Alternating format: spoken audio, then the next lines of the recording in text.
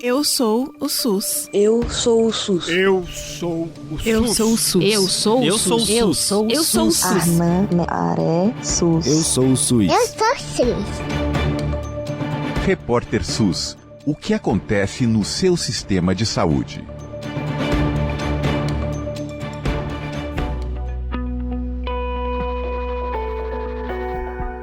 O tema hoje, aqui no Repórter SUS, são os 10 anos da Lei Brasileira de Inclusão da Pessoa com Deficiência. Essa legislação que foi instituída no nosso país em 2015, em julho de 2015, para assegurar, promover condições de igualdade, exercício de liberdades fundamentais e políticas, garantia de políticas e direitos para as pessoas com deficiência do nosso país. A gente vai receber hoje a Laís Costa, que é pesquisadora, especialista da área e é também sociedade civil, como ela gosta de falar, porque é mãe de pessoa com deficiência intelectual, portanto, não só pesquisa a área, não só atua como uma pesquisadora, mas também atua como uma militante, uma lutadora pelos direitos das pessoas com deficiência.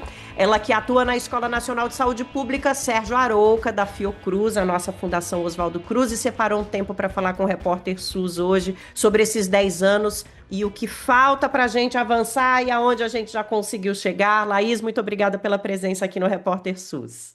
Eu que agradeço o convite, Nara, uma vez mais. Eu queria começar me audiodescrevendo. Eu sou uma mulher branca baixa, de meia idade, tenho um cabelo encaracolado na altura do ombro, estou usando um óculos de armação vermelha, estou de batom vermelho, camisa preta, e acho que é importante o exercício da gente se audiodescrever, porque a gente tem esse hábito equivocado de achar que todas as pessoas veem com os olhos, falam do jeito que a gente está conversando, né? Verbalmente, e ouvem. Tem gente que vê com a mão, tem gente que vê com o ouvido, tem gente que fala com as mãos, tem gente que anda com rodas. E são exatamente uma em cada 6 pessoas em todo o mundo que tem essa condição que a gente ignora cotidianamente. Obrigada pelo Eu vou me convite. descrever também, porque acho importante. Obrigada, Laís. Eu sou a Nara Lacerda, para quem está nos ouvindo.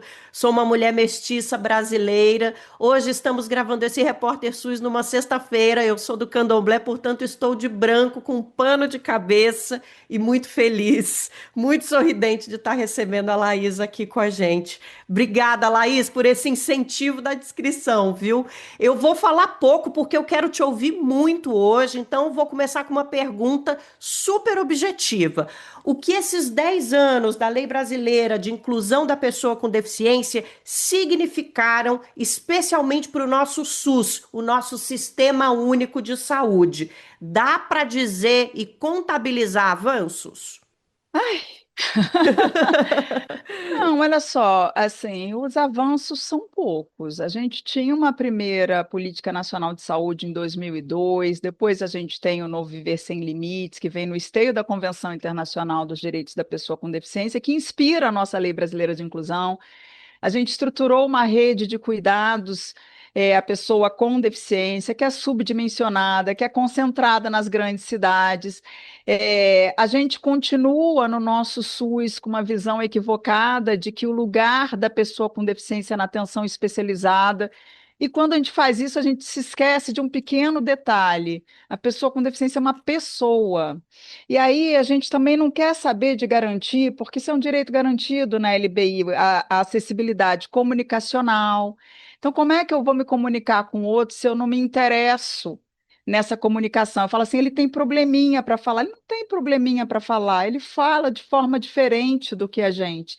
E a gente não é melhor do que ele, né? Então, assim, a gente tem avanços, é lógico, qualquer institucionalização de direitos. Em 2023, a gente teve, então, uma nova revisão dessa política de saúde, dessa rede de cuidados, mas o fato é que pessoas com deficiência muitas vezes não procuram um serviço porque elas sabem que, em vez de cuidado, elas encontram violência. E aí, gente, deficiência é um produto social.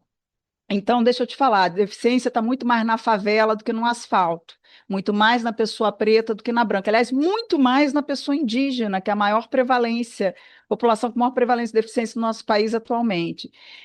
Então, a gente também precisa falar disso, né? Nesse contexto de adoecimento e de acesso, num país desigual como o nosso. Você tem alguns textos que falam sobre a saúde da pessoa com deficiência. Claro que houve avanços, né?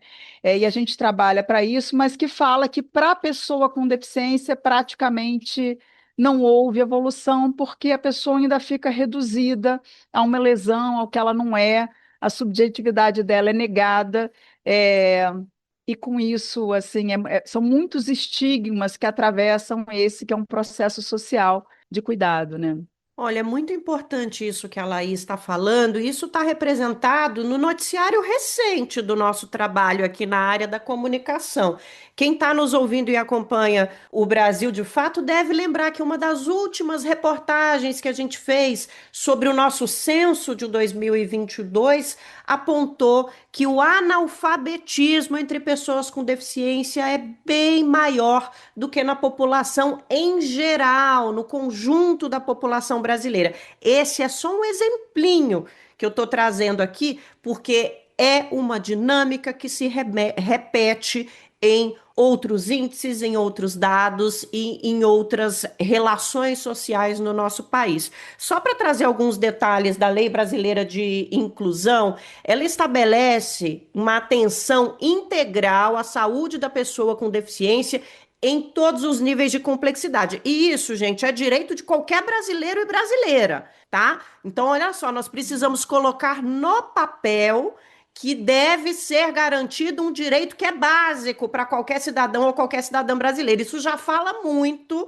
sobre como o nosso país trata as pessoas com deficiência. Nós precisamos escrever que essas pessoas têm que ter acesso a um direito básico e constitucional. Então, o SUS precisa garantir acesso universal e igualitário, e a lei também estabelece algumas diretrizes, como diagnóstico, intervenção precoce, serviço de habilitação e reabilitação, capacitação continuada de profissionais da saúde. A Laís trouxe um pouquinho disso aqui. Do que adianta ter isso no papel se quando a gente chega lá no postinho, a pessoa com deficiência chega na baixa, na média, na alta complexidade, e o profissional ou a profissional da saúde não estão preparados para aquele atendimento, e pior, não estão educados sem o viés do preconceito, porque o nosso Brasil ainda não coloca para a nossa população uma educação que não esteja embasada no preconceito. Isso é fato, nós não podemos ter nenhum tipo de ilusão a respeito disso, porque senão a gente não consegue mudar.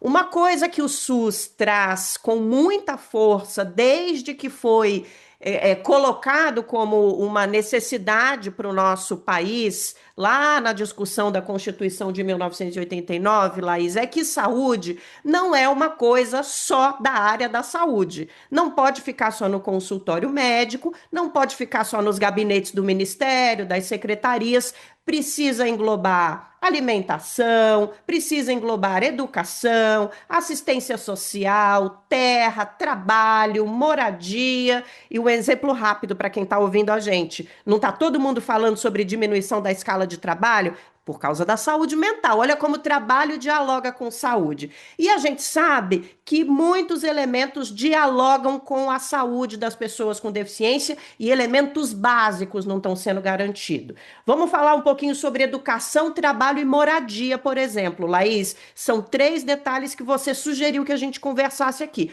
O Brasil consegue avançar nesses detalhes?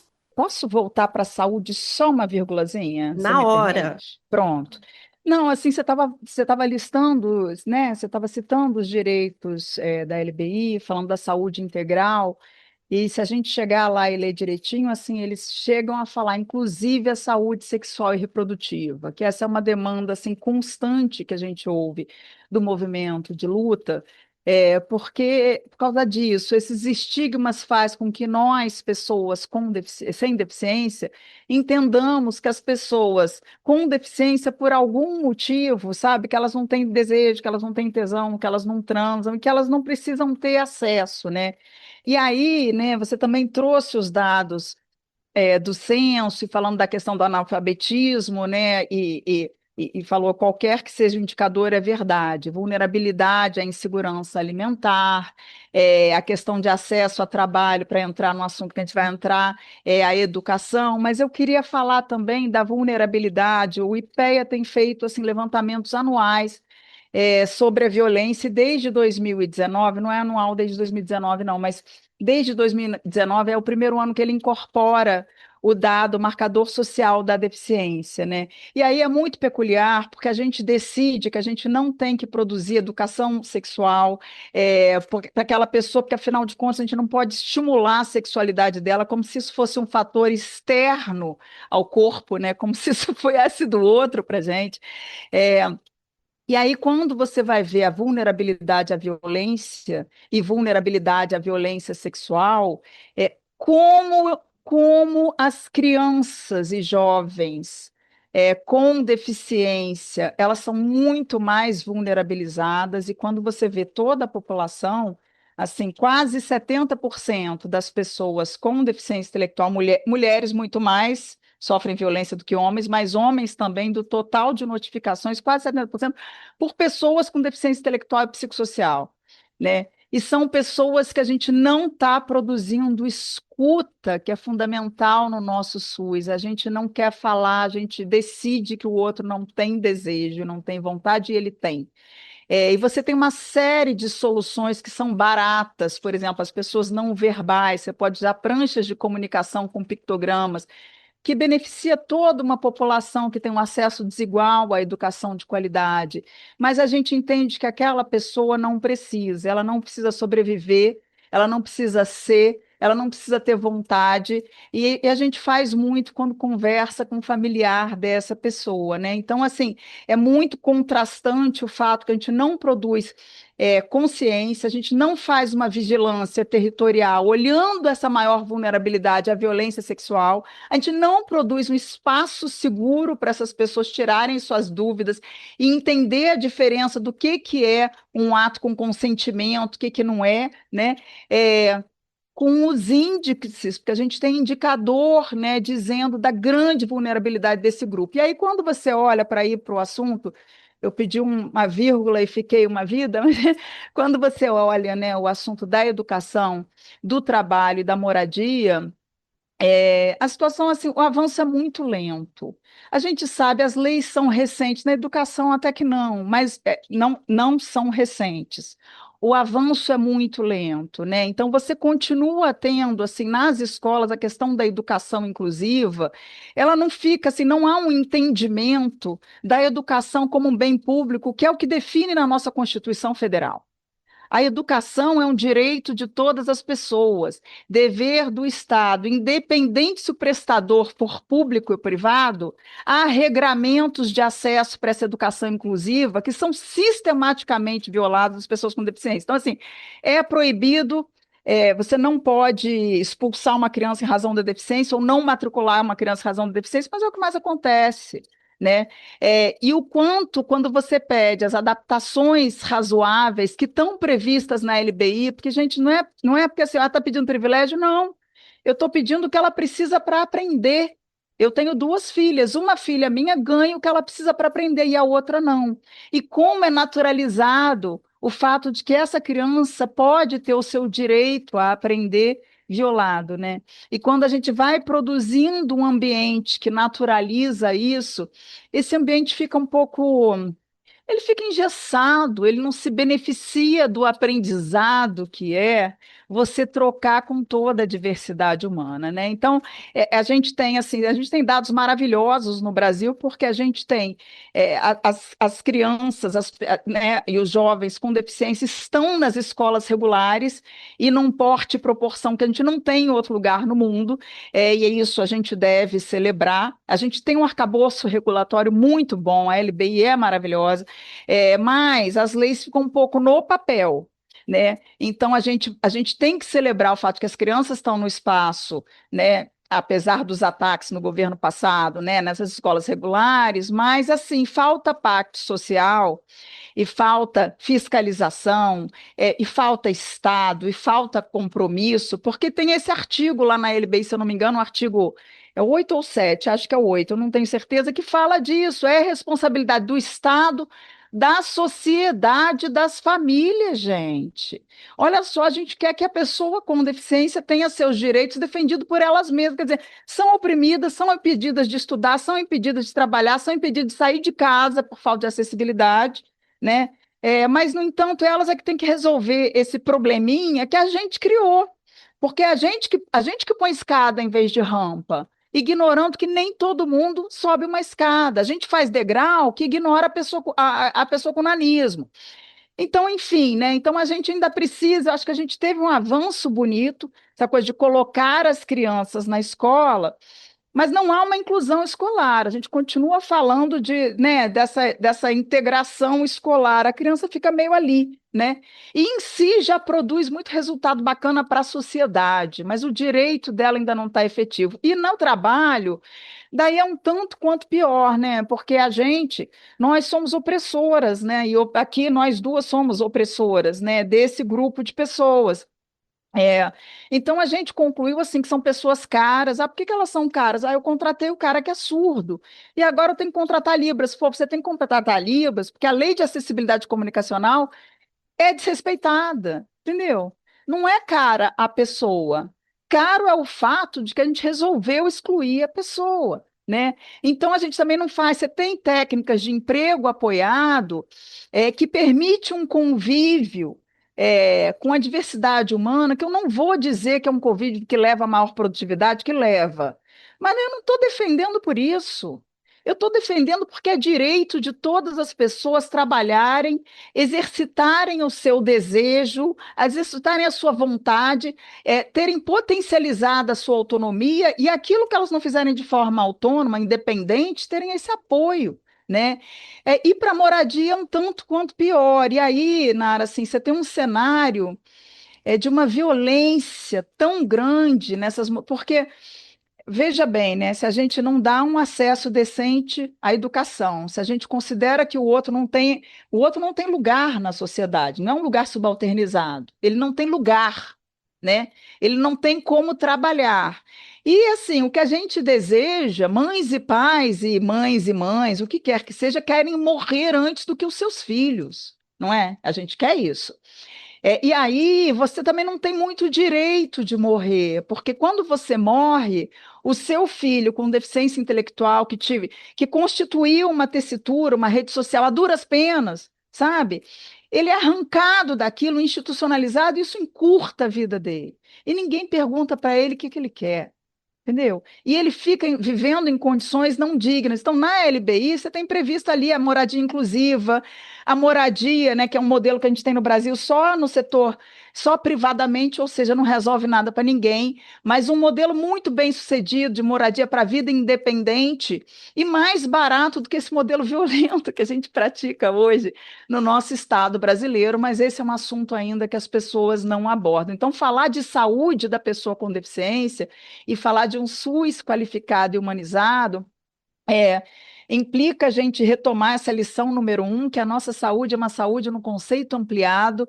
A gente fala de uma inclusão social, principal causa de adoecimento da pessoa com deficiência é a exclusão, é o estigma, é o preconceito, isso está na literatura científica, mas assim, essas determinações sociais assim absolutamente não são incorporadas e não são consideradas.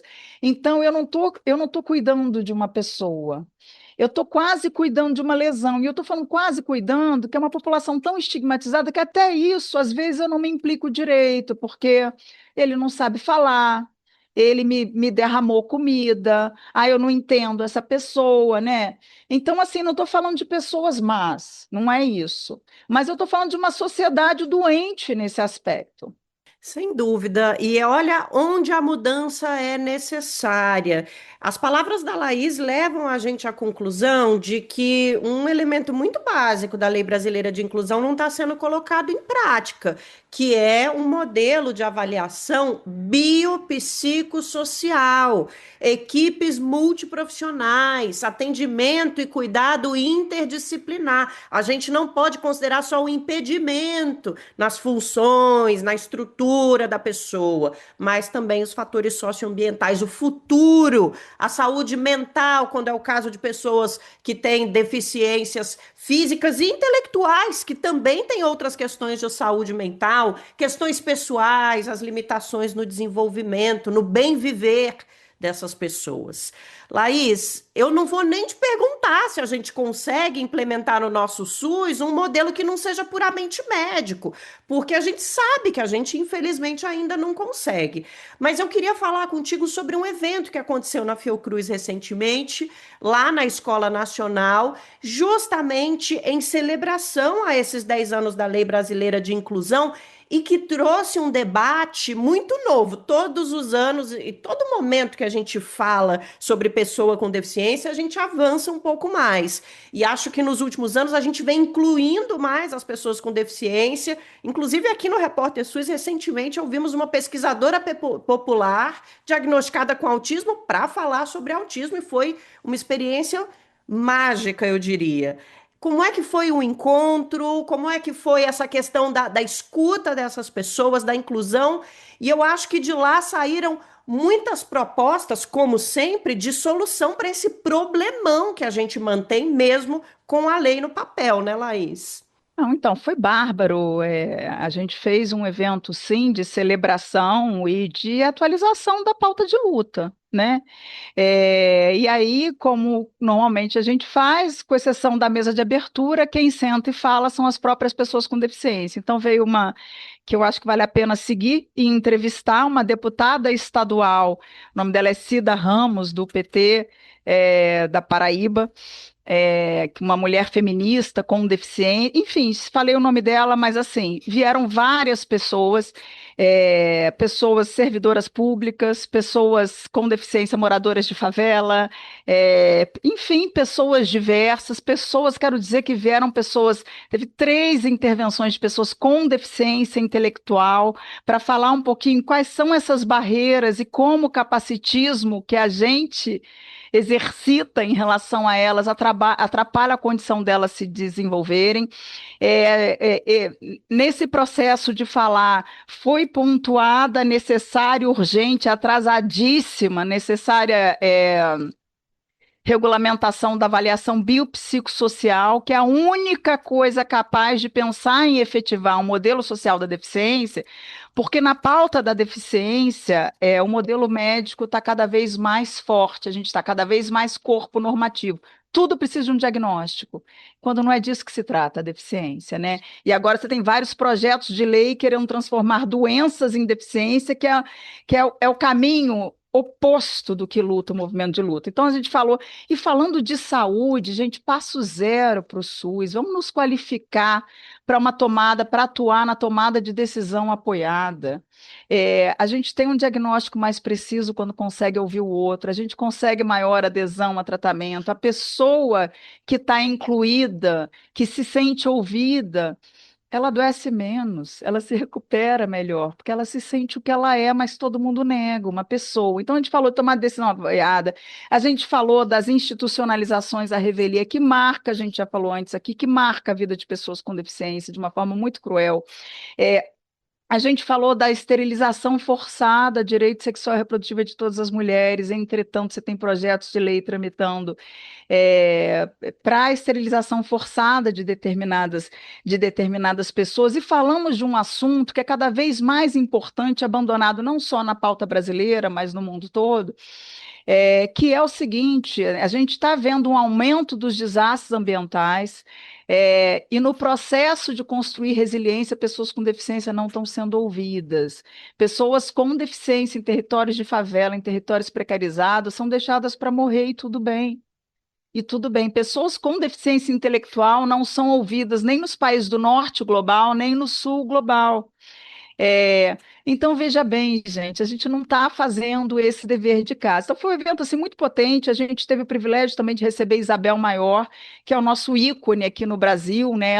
Ela traz toda a história, ela fala, eu sou intergeracional, ela traz toda a história da luta, porque ela esteve nessa história toda, e dando a dica para os novos militantes, né, para essa geração. Ela falou, eu tenho 71 anos, vocês precisam atuar, como é importante a gente acompanhar no Legislativo, no Executivo e no Judiciário, para a gente entender os espaços de luta e as ameaças que vêm. E aí eu lembrei de uma coisa, que eu comecei falando de SIDA, porque eu queria falar uma coisa.